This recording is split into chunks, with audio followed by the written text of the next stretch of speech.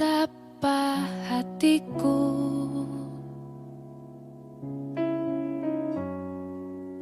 berterima kasih, Yesus. Kau mengasihiku,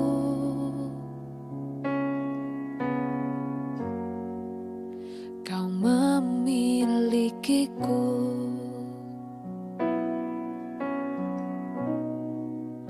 Hanya ini Tuhan persembahanku, segenap hidupku, jiwa dan ragaku. Sebab tak ku miliki harta kekayaan yang cukup berarti untuk ku persembahkan. Hanya ini Tuhan permohonanku, terimalah Tuhan persembahanku. Pakailah hidupku sebagai alatmu seumur hidupku. Shalom, selamat pagi, berjuang untuk kita semua. Bapak Ibu Saudara-saudari yang terkasih dalam Tuhan kita Yesus Kristus. Berjumpa kembali di pagi hari ini, edisi Sapaan Teduh GBKP Klasis Jakarta Kalimantan. Kita akan membaca dan merenungkan firman Tuhan yang akan menyapa kita di pagi hari ini. Maka dari itu, kami mengajak kita semua untuk bersatu di dalam doa sebelum kita membaca dan merenungkan. Mari kita berdoa. Ya Tuhan, kami bersyukur di pagi hari ini, Tuhan mau menyapa kami melalui firman-Mu yang akan membimbing dan mengajari kami. Berbicaralah kepada kami ya Bapa, demi Kristus Yesus kami berdoa. Amin. Jemaat yang terkasih di dalam Tuhan kita Yesus Kristus, di pagi hari ini, firman Tuhan yang menyapa kita diambil di dalam surat Paulus di dalam Kolose pasal 1 ayat yang ke-16.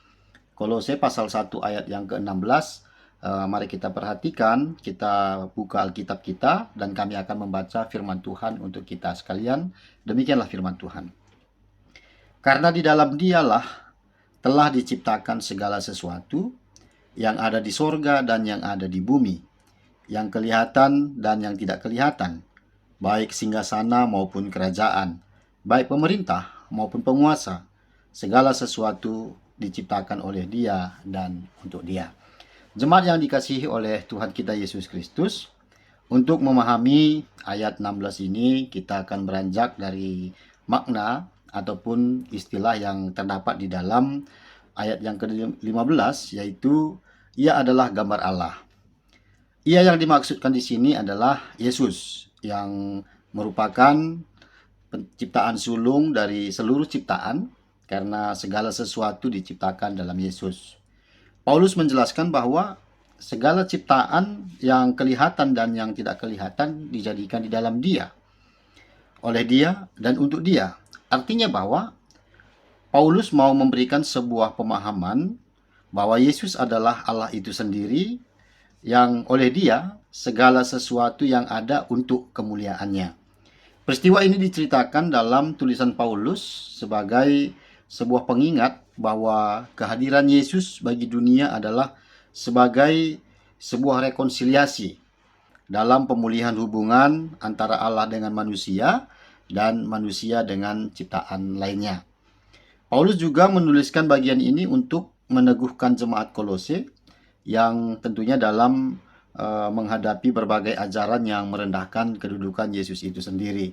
Melalui penegasan bahwa segala sesuatu diciptakan oleh Dia dan untuk Dia, Paulus mengingatkan bahwa Yesus adalah pusat dari seluruh sejarah keselamatan.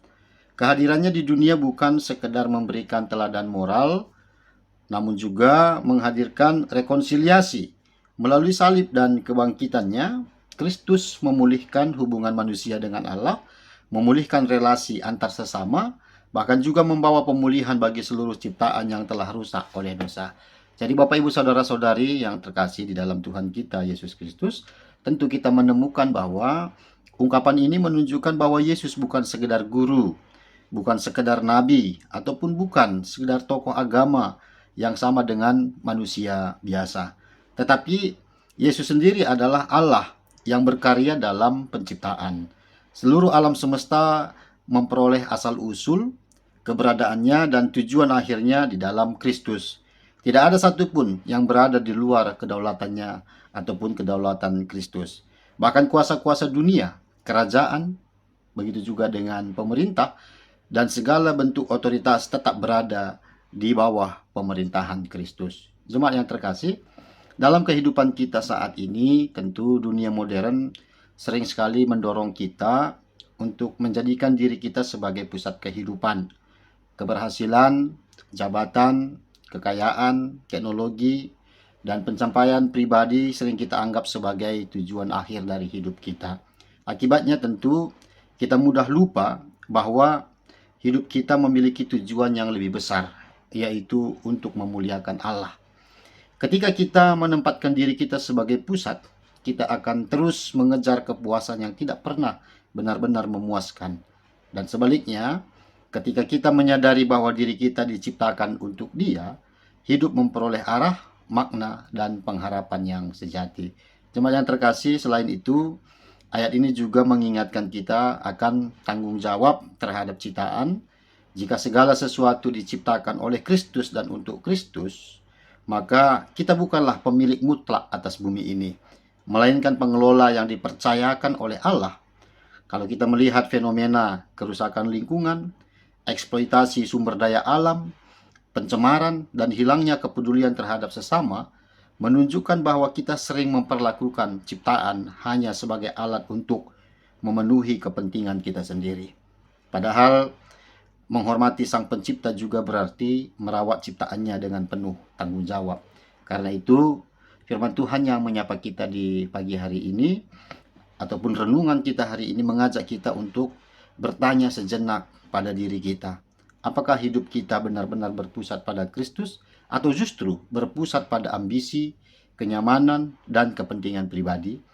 Jika segala sesuatu diciptakan oleh Dia dan untuk Dia, maka seluruh aspek kehidupan kita, baik di dalam kehidupan berkeluarga, dalam pekerjaan kita, dalam pelayanan kita, dalam pendidikan kita, ataupun dalam penggunaan harta kita, bahkan cara kita mengampuni, memperlakukan sesama, dan alam ciptaan hendaknya menjadi persembahan yang hidup bagi Allah. Itu yang hendak disampaikan oleh Paulus kepada jemaat Kolose pada saat itu, dan itu juga yang hendak disampaikan oleh Allah kepada kita yang menyapa kita di pagi hari ini, sehingga segala sesuatu yang kita lakukan dalam kehidupan kita, biarlah semua itu hanya untuk kemuliaan nama Tuhan. Tuhan memberkati kita, Tuhan menjaga dan mengajari, membimbing kita dalam setiap aktivitas yang kita lakukan di hari ini dan hari-hari selanjutnya. Amin. Mari kita satukan hati kita bersatu di dalam doa. Kita berdoa. Ya Tuhan Allah, kami bersyukur buat firman-Mu yang menyapa kami, yang menguatkan kami, terlebih mengajari kami bagaimana kami memposisikan diri kami sebagai anak-anak Tuhan yang Kau berikan anugerah yang luar biasa. Bagaimana kami menghadirkan diri kami menjadi berkat bagi dunia ini, menjadi berkat bagi sesama kami. Dan biarlah Tuhan yang selalu mengajari kami, membimbing kami. Bapa yang berkuasa, atas kesempatan ini juga kami berdoa buat BPMK, khususnya BPMK Klasis Jakarta Kalimantan. Biarlah Tuhan tetap memberkati kehidupan mereka, Tuhan tetap mengajari mereka, sehingga dengan penuh hikmat dan penuh sukacita menjalankan tanggung jawab pelayanan mereka dengan baik. Dan biarlah melalui pelayanan-pelayanan yang mereka lakukan, nama Tuhan dimuliakan, khususnya di wilayah Klasis Jakarta Kalimantan ini. Dan begitu juga dengan tim-tim atau unit-unit yang mendukung dalam pelayanan di tengah-tengah Klasis Jakarta Kalimantan. Tuhan memberkati kehidupan mereka, Tuhan memampukan mereka untuk melakukan tanggung jawab mereka. Dan kehidupan kami juga kami serahkan ke tangan Tuhan. Biarlah kehidupan kami juga sesuai dengan apa yang Tuhan kehendaki. Inilah yang menjadi doa kami ya Bapa, dan kami akan sempurnakan doa ini seperti doa yang Kau ajarkan kepada kami. Bapa kami yang ada di sorga, dimuliakanlah nama-Mu, datanglah kerajaan-Mu, Jadilah kehendak-Mu di bumi seperti di sorga. Berikanlah kami rezeki pada hari ini, dan ampunilah kesalahan kami, seperti kami pun mengampuni orang yang bersalah kepada kami. Dan janganlah membawa kami ke dalam pencobaan, tetapi lepaskanlah kami daripada yang jahat. Sebab Engkaulah yang punya kerajaan, dan kuasa, dan kemuliaan sampai selama-lamanya. Amin. Selamat beraktivitas, selamat menjadi berkat. Salam dari GBKP Runggun, Banjarmasin.